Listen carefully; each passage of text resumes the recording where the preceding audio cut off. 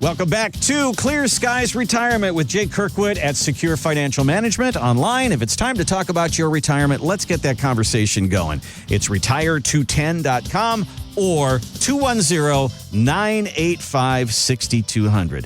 Got a lot of questions as we look at some of the headlines out there, Jay. And over the past couple of years, you've heard the term the Mag 7. And actually, sometimes they've talked about how there's the 7 great stocks out there and 493 that aren't doing so well. Right. Well, you know what? That's starting to flip. Only 2 of the Mag 7 are now up, Alphabet and Amazon, and the other 5 are down. And those other 493 that we were talking about, they're actually doing much better. So they say the market is broadening out. Yes. And that's a good thing. So, Jay, I mean, of all the predictions and everything, and I know we talk about how much baloney that is, nobody really knows. But do you see good signs like that? Does that say good things for this year? Well, I'll caveat with saying I'm not making an estimate on this year, because one of the things, we might talk about this later even, is, we did we brought in one of our economists from Boston for our 2026 economic outlook that we recorded.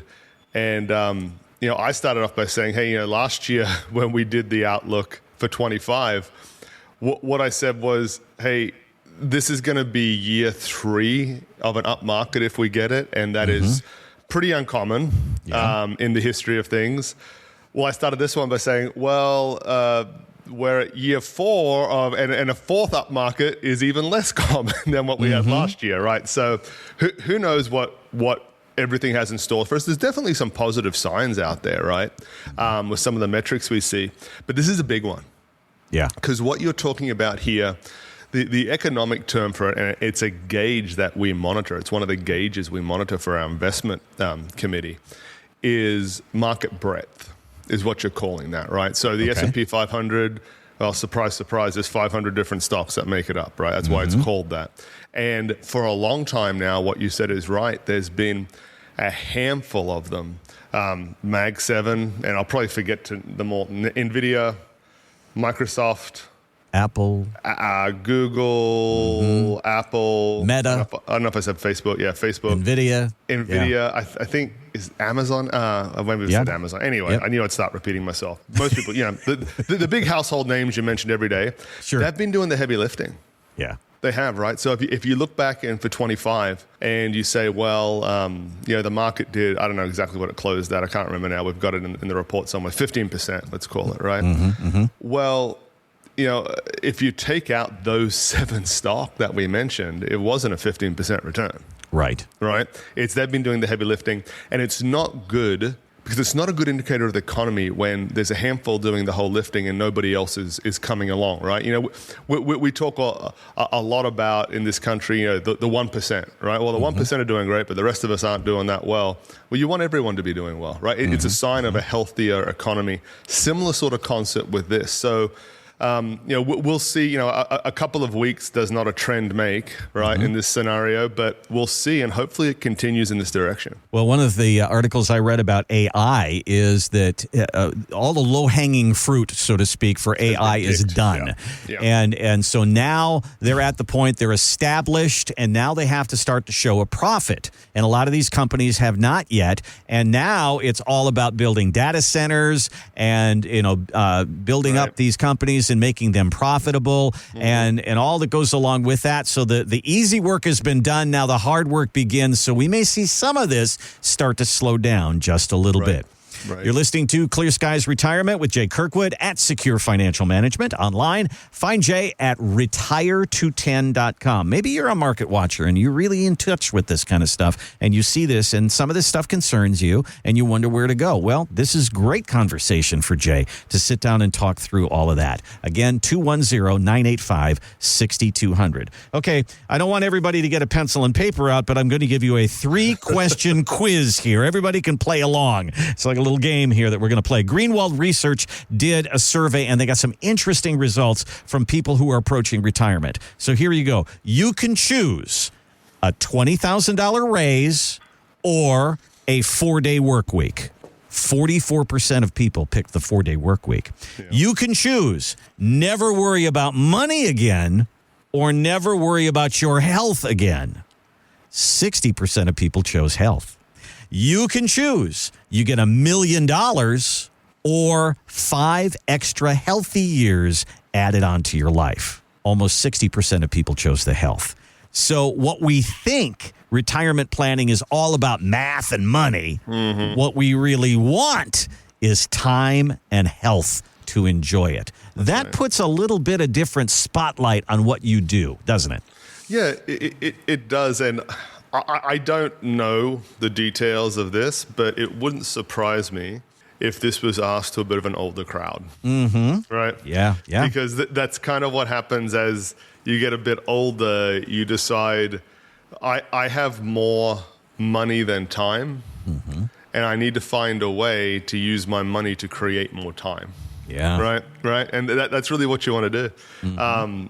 And you know, we see this a lot, and it factors into our retirement planning as well, because really when people come in, we're kind of walking them through the retirement planning process. And because we've seen it so many times, we know ultimately when someone comes in talking about balances and growth and asset allocations and stuff like that, that we're going to eventually end up walking them to the fact of, yeah, but what is all that for? Is it so you can enjoy your retirement, spend time with your grandkids? Yeah, okay, that's what really matters, right? Let's plan for that. Yeah, the other stuff's important, right? We need to organize that. But in the end, it's about achieving this goal, right? Spending time with your grandkids, traveling, whatever it might be, right? Yep. And that's when it starts to come into, okay, how is my retirement really going to look? Is it going to be this linear thing where I'm taking out $7,000 a month for the rest of my life, and I just need to see if I can make that out to 90 or 95? That's a very simple way of looking at it, and that's what a lot of basic planning tools will teach you. But this is really how you're going to experience it, or how you want to experience it. Are you going to travel more and be more active with your grandkids when you're 65 or when you're 75? Probably 65, right? Are you wanting to create more memories when you're more active and you've got more energy, or when you need to take a nap at 2 p.m? Probably when you're younger, right? So is it really going to be I'm taking out X amount of dollars for the rest of my life? Or is it going to be, hey, the first 10 years, we've got a list of items we want to get knocked off, fun things we've always wanted to do, and we need more money for that. Okay, let's create a stair-step approach, right? Let's look at spending more early on, ratcheting that back down. It doesn't mean you don't have a great retirement. It means you've been able to use your money to create the memories and have the best use of your time. Yeah, I heard a phrase the other day. Somebody said the phrase memory dividends. And they, you're all worried about dividends in your investment. What about memory dividends? When you're in your 80s, are you going to be sitting in a chair and looking at your Fidelity statements and being all proud of that? Or are you going to be looking through your phone and your iPad and looking at all those pictures of your kids, your grandkids, the vacations, all that? That's really what this is about. And I love what you said. What is all this for? 40 years worth of work. What is all this for? Well, look, this is the best personal example I can give, right? And anyone could take this and they will be able to align this with something they've done. We put a little playground in the backyard for the girls, right? I've got 3 girls, and in the backyard for the girls. And my wife, she wasn't against it. She wasn't for it. She was just like, yeah, well, whatever. If you want to do it, go ahead and do it. And I went and did it. And it's got, the slides and the swings and the playhouse thing that they hang out in. And very often we're out there for 20, 30 minutes in the afternoon. And now she's like, this was a great idea. I'm glad you did it. And I said, yeah, this was a selfish thing. I'm glad that they're enjoying it, but it was really for us. Right? And it's watching them play on it. Yeah. It's being on the swings. That's what you were talking about. It's that when, hopefully I can still freaking remember it when I'm 80, right? Yeah. But that's the thing is like, when you're older, like where's the place you're going to go to mentally that keeps you warm?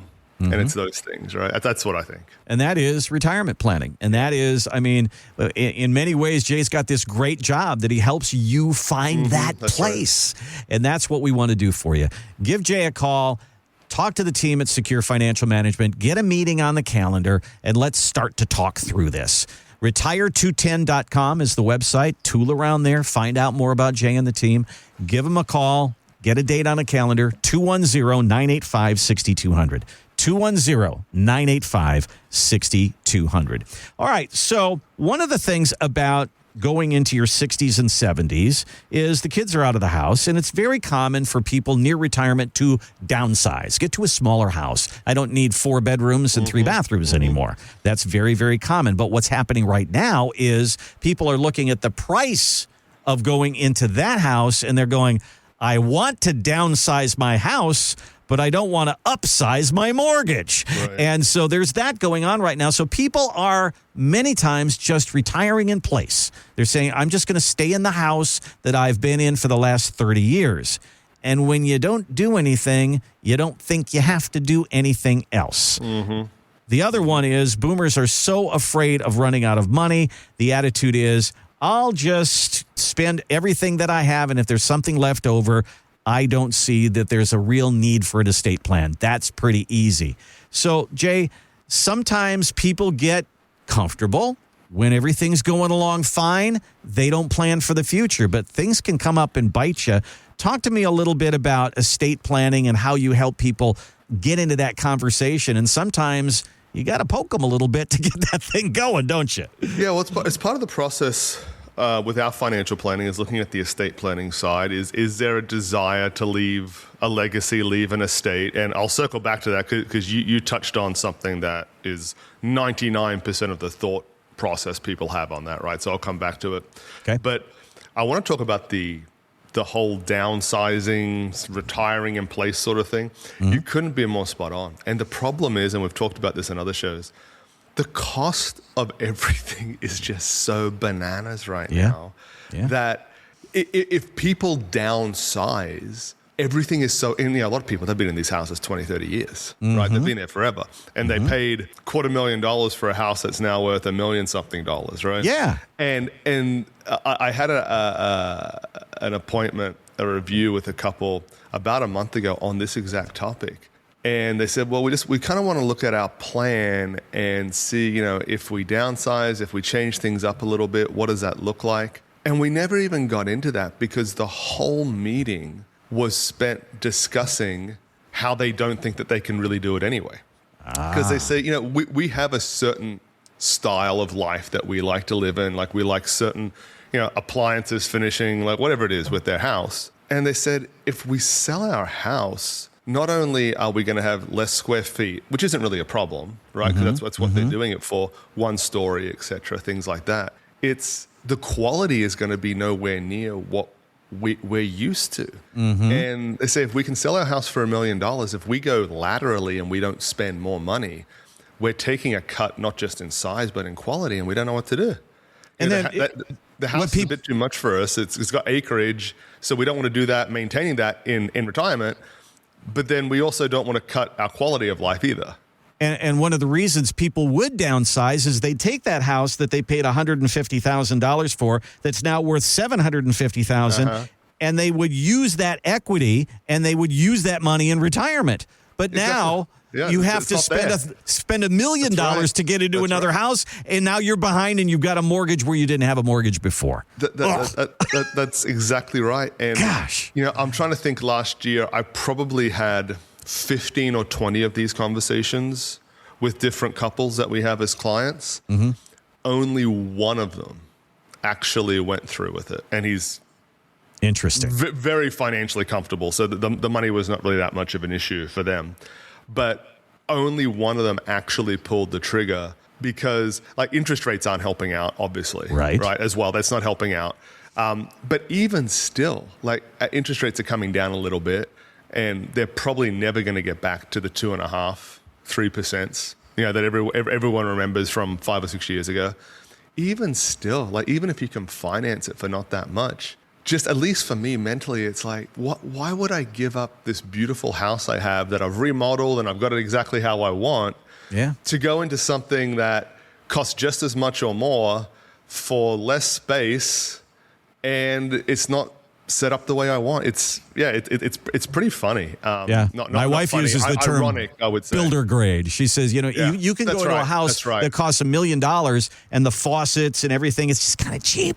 And she goes, we'd be replacing all that stuff anyway. Yep. And she's a big one for that. She goes like, I don't want silver doorknobs. I want gold doorknobs. So now I got to buy 23 doorknobs. I don't like the plates that go around the sockets. I don't want them to be silver. I want them to be gold. And I'm like, oh God. The pulls on the cabinets. I got to buy 50 of those things. That's right. But before you know it, you're spending, an extra $20,000, $30,000 and getting very little for it. Yeah, right. Exactly right. But circling right back to the estate planning side of it, there's still a need for estate planning.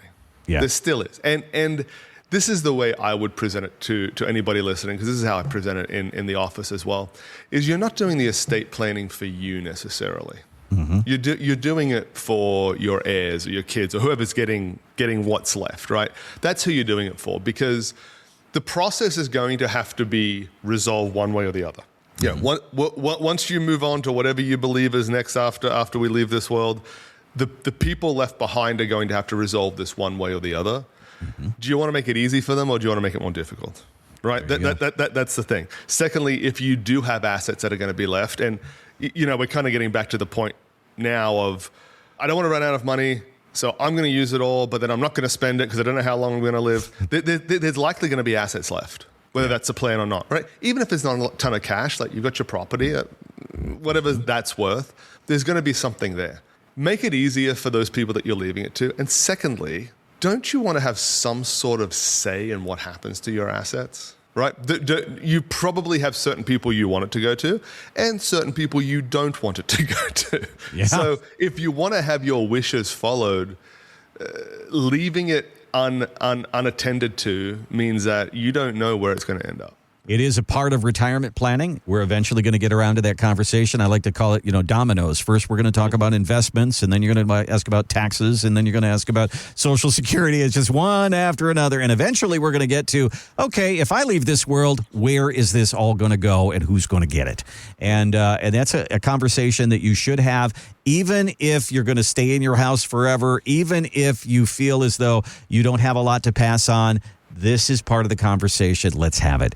It is retire210.com. That's the website to get in touch with Jay and the team at Secure Financial Management, retire210.com, or give them a call, 210-985-6200, 210-985-6200.